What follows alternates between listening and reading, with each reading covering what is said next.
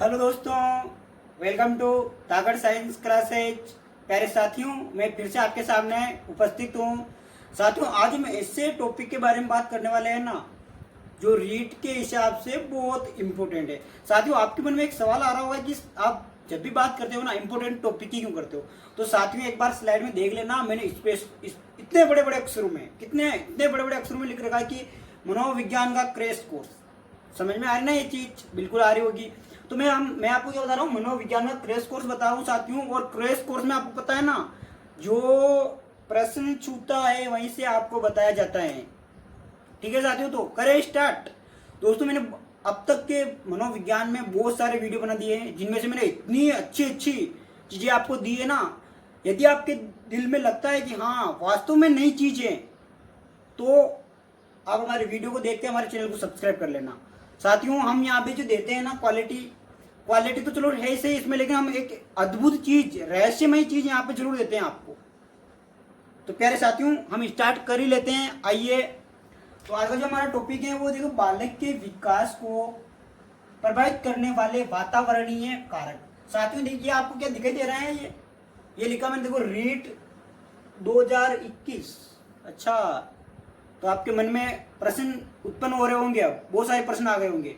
पहली बात तो 21 क्यों लिखा। देखो, 21 लिखने का मेरा मकसद ये है कि जो रीट की परीक्षा है, 20 में हो चाहे 21 में हो, इस टॉपिक से प्रश्न जरूर आएगा, ये मान के चलो। देखो यहाँ पे लिख दिया मैंने, रीट 2020-21 है, इसमें से प्रश्न आएगा, कोई रोक नहीं सकता। और प्रश्न इसमें से तो बहुत सारे प्रश्न बन सकते हैं साथियों। तो चलो पहले हम इसके बारे में बात कर लेते हैं। देखो, बालक के विकास को, बालक का विकास मतलब इसका सीधा मीनिंग ये है कि एक बालक ने जन्म लिया, उसकी लंबाई कैसे बढ़ रही है, उसका वजन कैसे बढ़ रहा है, उसका मानसिक विकास कैसे बढ़ रहा है, कि वो बच्चा कितना सोच पा रहा है, कितना तर्क कर पा रहा है, किन चीज़ों को समझ पा रहा है, किन चीज़ों को नहीं समझ पा रहा है, ये सब जो है ना बालक के विकास के अंदर आती है। तो अब देखो, ध्यान देना, प्रभावित करने वाले कारक में पहला कारक आता है उसका जन्म स्थान। साथियों, ये बात आपने वैसे देखी होगी, जन्म स्थान की बात करें, जन्म स्थान का मतलब कि वो जन्म कहाँ पे ले रहा है, राजस्थान में ले रहा है, भारत में ले रहा है, अमेरिका में ले रहा है, यूरोप कंट्री में ले रहा है, जन्म का स्थान। साथियों समझ में आ रहा है ना, जन्म स्थान। अब देखो दोस्तों, अगर जी देखो, आपने खुद ने देखा होगा, देखो आप खुद देखते हो ये चीज कि दक्षिण भारत के बहुत सारे साइंटिस्ट आते हैं वहां पे। दक्षिण भारत से इतने साइंटिस्ट हैं, एपीजे अब्दुल कलाम है, श्रीनिवास रामानुजन है, बहुत सारे क्या है साइंटिस्ट हैं। लेकिन इधर उत्तर भारत के बहुत कम साइंटिस्ट होते हैं। तो साथियों, स्थान का फर्क पड़ रहा है नहीं पड़ रहा, आप बताओ खुद।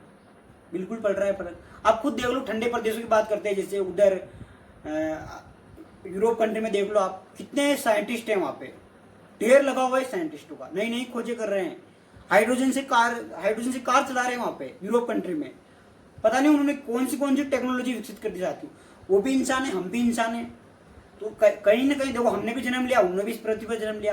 बस फर्क क्या है, फर्क ये है कि उन्होंने अलग स्थान पर जन्म लिया है और हमने अलग स्थान पर जन्म लिया है। तो साथियों ध्यान देना, जन्म स्थान का भी महत्वपूर्ण फर्क पड़ता है। जन्म स्थान एक बहुत महत्वपूर्ण कारक है। जैसे जन्म स्थान में आप भारत में जन्म ले रहे हो, या फिर मैं लिख देता हूँ, देखो भारत में जन्म ले रहे हो आप, या अमेरिका में जन्म ले रहे हो आप, इसका बहुत फर्क पड़ता है आपके पास। अमेरिका लिख देता हूँ मैं, या फिर यूरोप कंट्री है, अमेरिका यूरोप है, आप कहाँ पे जन्म ले रहे हो, यूरोप, ये लिख दिया साथियों। तो आप जिस स्थान पर जन्म ले रहे हो उसका बहुत प्रभाव पड़ता है साथियों। तो ये चीज़ समझना है कि ना, पहला जन्म। अब जन्म कर्म का मतलब बता दो साथियों, आपने अक्सर अपने परिवार में देखा होगा कि जो पहला, जैसे कि जन्म लिया किसी बालक ने, और पहला जो बालक होता है ना, वो थोड़ा देखो शरीर में क्या कि हष्ट पुष्ट होता है, और मानसिक विकास की तो देखो पहले घोषणा नहीं की जा सकती है, लेकिन शरीर में तो हष्ट पुष्ट होता है ना। फिर सेकंड वाला बच्चा होता है, वो उससे थोड़ा दुबला पतला होता है, और जो तीसरा बच्चा होता है वापस वो क्या हो जाता है, वापस वो थोड़ा हष्ट पुष्ट होता है। तो देखो, इसका सीधा मीनिंग ये हुआ है कि साहब, जन्म के क्रम का, जन्म आप पहले बच्चे हो, पहले जन्म में बच्चे हो, या दूसरे जन्म में बच्चे हो, या फिर तीसरे जन्म में बच्चे हो, इसका बहुत फर्क पड़ता है साथियों। फिर अगली बात आती है, देखो ये डायरेक्ट प्रश्न आएगा कि निम्न में से कौन सा वातावरणीय कारक बालक के विकास को प्रभावित करता है या नहीं करता है, ऐसे प्रश्न आते हैं इसमें से। मैंने आपको बता दिया ना प्रश्न कैसे आते हैं, कि निम्न में से कौन सा वातावरणीय कारक बालक के विकास के प्रभाव को प्रभावित करता है। तो जैसे कि ऑप्शन में आ जाएगा कि आयु, बुद्धि, लब्धि।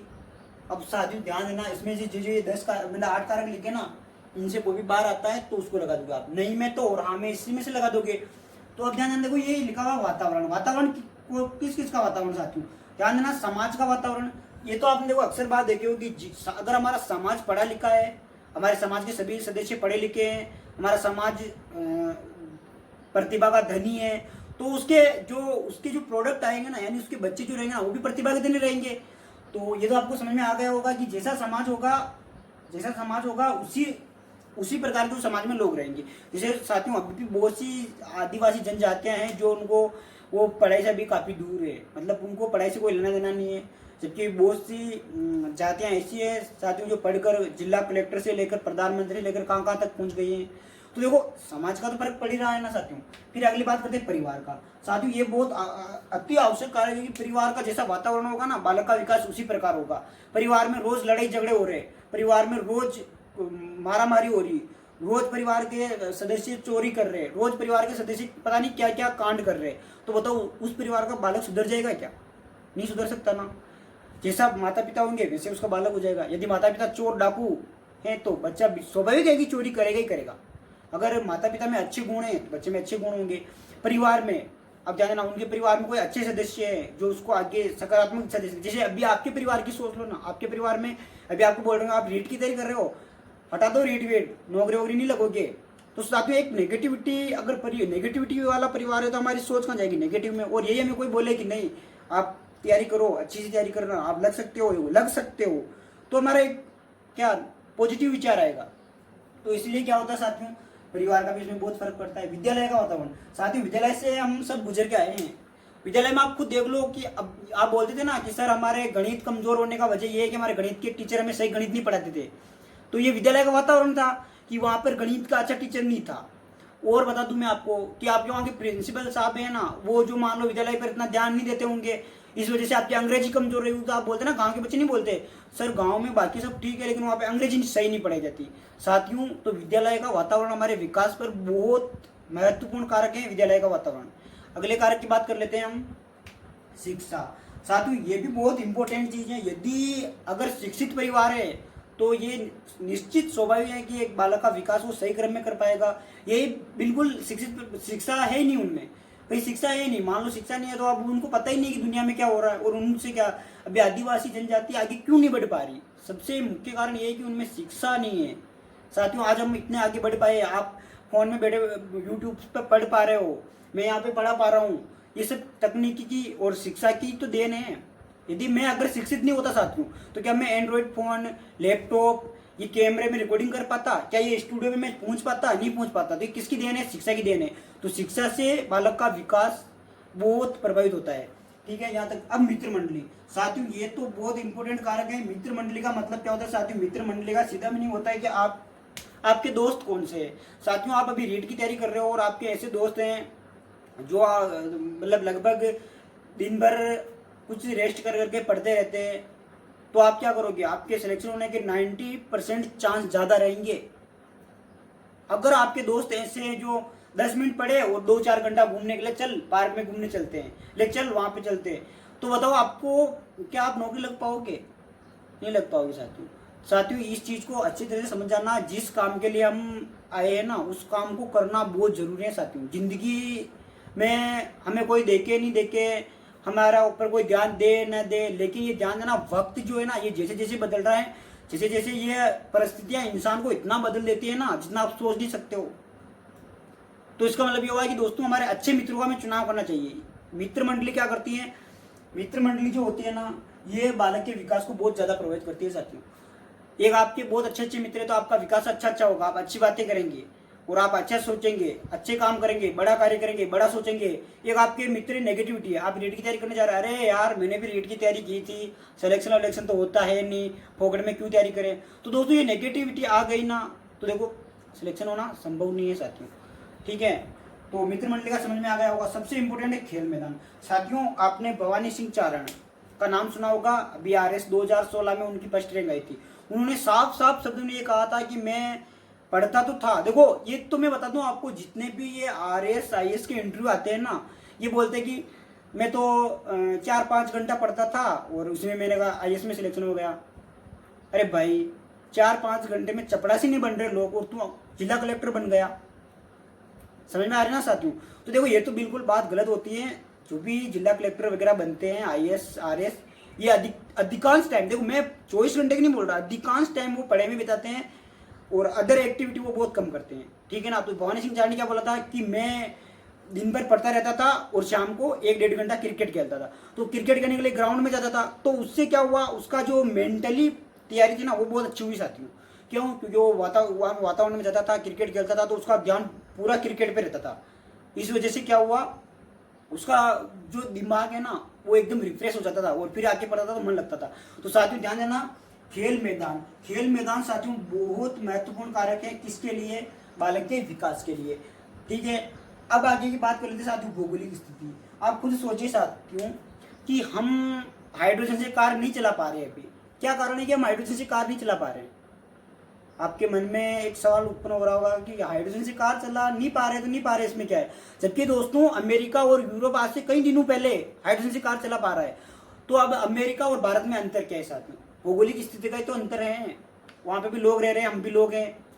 देखो कहा जाता है कि उन्होंने भी भगवान ने बनाया होगा, हमें भी भगवान ने भेजा है। तो फिर उनमें और हमें अंतर क्या है कि वो हाइड्रोजन से कार चला पा रहे हैं और हम हाइड्रोजन से कार नहीं चला पा रहे हैं। तो साथियों भौगोलिक स्थिति का बहुत फर्क पड़ता है हमारे मानसिक विकास पर। हमारा मानसिक विकास कैसा होगा, इसका भौगोलिक स्थिति का बहुत फर्क पड़ता है। साथियों ये ध्यान देना, कहीं पे तो लोग ऐसी स्थिति है जैसे यूरोप है, जर्मनी में बहुत सारे, जैसे भी जर्मनी में गॉड पार्टिकल पर रिसर्च चल रही है साथियों, और हमारे यहाँ कुछ नहीं चल रहा। देखो चल रहा, लेकिन उतनी गति से हम यूरोप कंट्री जितनी शिक्षित है ना उतनी हम शिक्षित नहीं हो रहे हैं। इसका क्या कारण है? भौगोलिक स्थिति तो है साथियों। उधर तो लोग साइंटिस्ट बन जाते हैं, अंतरिक्ष में चले गए, और हम यहाँ चपरासी का एग्जाम में हमारा पास नहीं हो रहे। हम चपरासी के एग्जाम में 1 आध नंबर से हम रह रहे हैं साथियों। तो इसका क्या कारण है? तो भौगोलिक स्थिति इस पर बहुत विशेष है साथियों। अगले कार्य की बात करते हैं हम, पोषण की। देखो पोषण भी अपने आप में भौगोलिक स्थिति होगी, पोषण भी अपने आप में। पोषण का मतलब क्या होता है साथियों? पोषण का मतलब आप क्या समझते हो कि मक्की की रोटी नहीं करनी चाहिए, गेहूं की रोटी खा लो, ये पोषण हो गया क्या? तो फिर आप क्या समझते हो पोषण का मतलब? कि नहीं खाटी छाछ नहीं, दूध पी लो, पोषण हो गया क्या? नहीं, पोषण का मतलब होता क्या है साथियों? पोषण का मतलब होता है ऐसा भोजन जो हमारा शारीरिक विकास, साथियों ध्यान दें, ऐसा भोजन जो हमारे शारीरिक विकास, मानसिक विकास और क्या करें, और हमें अच्छे स्वास्थ्य प्रदान करता हो, उस भोजन को क्या बोलते हैं हम? पोषण बोलते हैं, अच्छा पोषण बोलते हैं। तो साथियों पोषण का बहुत फर्क पड़ता है। आपने खुद ने देखा होगा कि बहुत गरीब बच्चे जो होते हैं ना कुपोषण के शिकार हो जाते हैं। उनके चमड़ी तो है ना इन पसलियों में चिपक जाती है, उनका सिर इतना बड़ा हो जाता है, कवासी है रोग हो जाता है, उन्हें पता नहीं कौन कौन सी बीमारियां लग जाती हैं उनको। तो साथियों ये भी पोषण भी बालक के विकास के लिए बहुत आवश्यक कारक है। अब ध्यान देना, इसमें मैंने आपको खेल मैदान बताया। खेल मैदान में साथियों ध्यान देना, एक चीज बहुत इंपॉर्टेंट है, कई बार प्रश्न आया हुआ है। खेल मैदान में बच्चे का शारीरिक, यहाँ पे लिख रहा हूं मैं, देखो बच्चे का शारीरिक